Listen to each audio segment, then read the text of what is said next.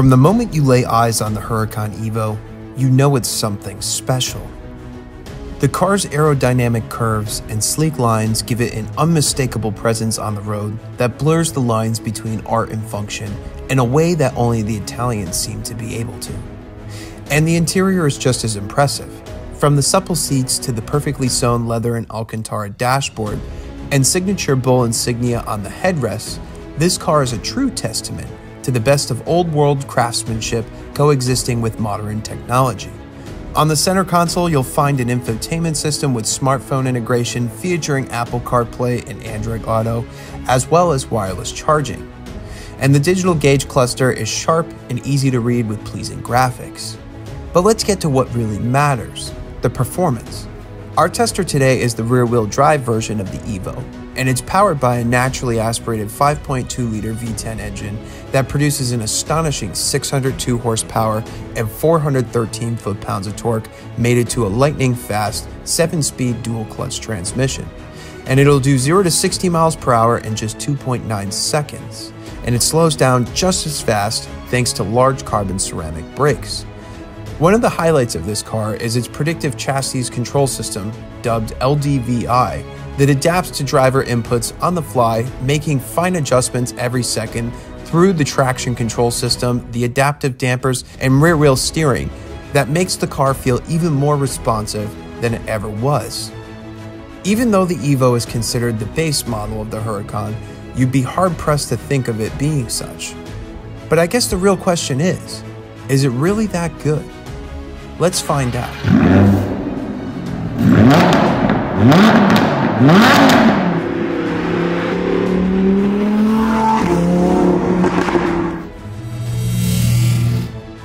Getting in the Huracan, the first thing that hits you right away is just how alive this car feels.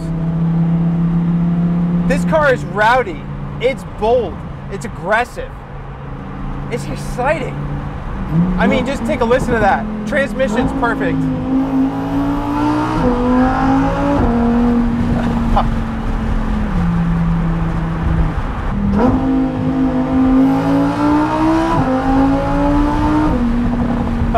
Oh my God. That sound is incredible. Just listen to the cracks and pops. And you really don't have to be going that fast in this car. We're going about 60, 70 miles an hour. And I'm just enjoying the sound of this naturally aspirated motor. See, in modern day cars, almost everything's turbocharged at this point that you forget how good naturally aspirated cars in general sound.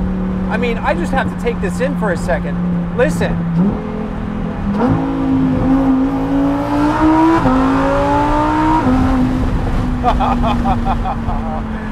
What a car. What a car.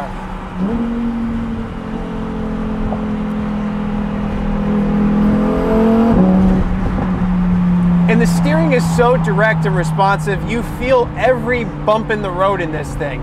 I think it's impossible to not have a smile on your face while driving one of these cars at all times, especially when in sport mode. I mean, don't want to touch Corsa mode because that limits the stability control program and it's a bit cold out. But in sport mode, those exhaust valves just open right up and the car just simply sounds magnificent. I think that's one of the best things that Lamborghini does, is theater. I mean, the performance is there to back it up, don't get me wrong. I have to say, I definitely am impressed that in Strada mode, you really do feel a difference in the car. With the electromagnetic dampers, it actually does soften up quite a bit more than you would actually think it would. I thought that this car was going to be very firm in all modes, and when you switch it into Strada mode, it really does soften up a bit. And the difference is almost immediate. You put it back into sport mode, and I'd say within like 20-30 seconds, it's already back to its full firmness, and the exhaust valves open up, and you get to listen to this.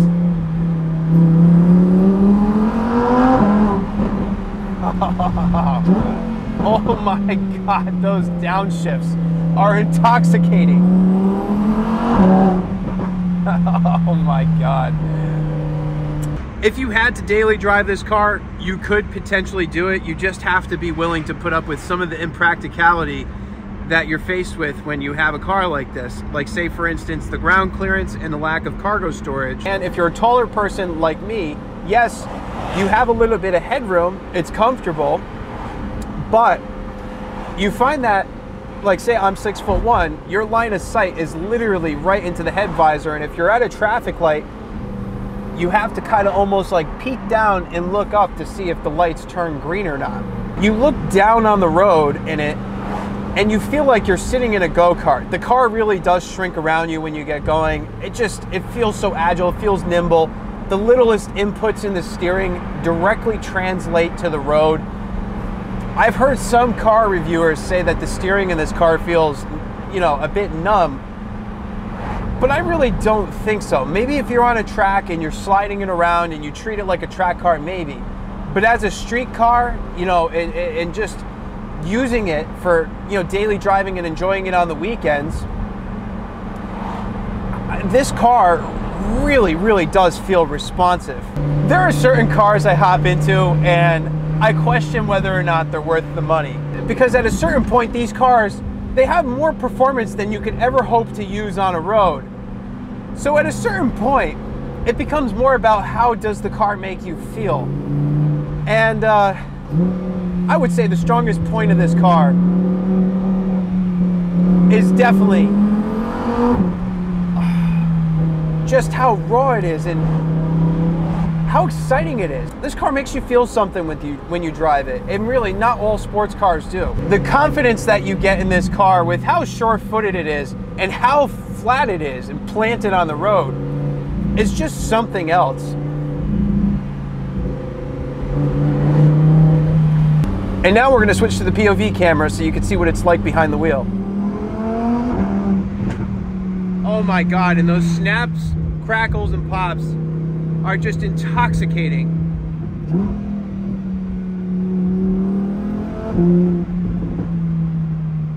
I think one of the best things about this car is no matter what speed you're doing in it, it's exciting.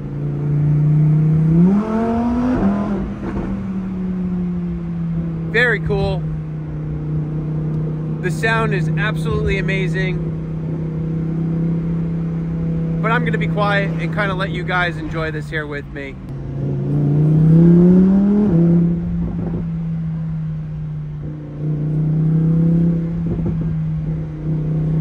Just listen to the sound of that engine. With naturally aspirated engines being so rare these days, this truly is a treat. There's nothing that replaces the theater and the sound that you get from one of these engines. Oh my God, the crackles and pops. Amazing.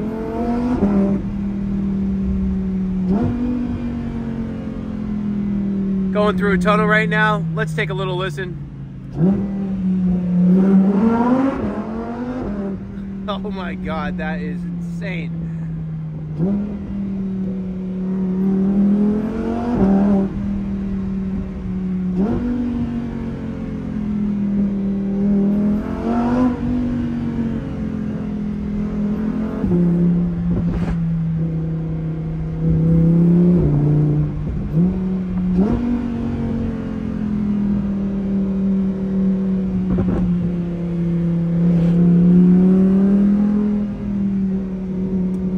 What a car. Seeing that this is my first impression with Lamborghini, I have to say, it's really surpassed my expectations of what I thought this car was going to be. Sometimes they say never meet your heroes, and that certainly isn't the case here. The Huracan feels special. You feel it. It's exhilarating. It's exhilarating at any speed. I would definitely buy this car as a second or third car to enjoy on the weekends and just, you know, take it to the track and have a great time. This car truly is a true supercar. Everywhere I drive this car, for better or for worse, this car attracts so much attention, it's insane. But this truly is a special experience. And I'm gonna really miss these cars when they're gone. So with that said, I highly recommend the Huracan. you should definitely go out there and at least try one of these cars and consider it before you can't get experiences like this anymore. Because I promise you, if you're anything like me, it'll put a smile on your face. Well, that's all for today's video. I hope you enjoyed it as much as I enjoyed making it for you. If you haven't done so yet, be sure to smash the like button, subscribe, turn on that bell notification. It really helps with the YouTube algorithm, and I'm trying to reach 50,000 subscribers by the end of 2023. Before we go, I'd like to say a special thanks to my partners down at Lamborghini Greenwich, Connecticut for making today's video possible. They're an awesome, super helpful, friendly group of people to work with.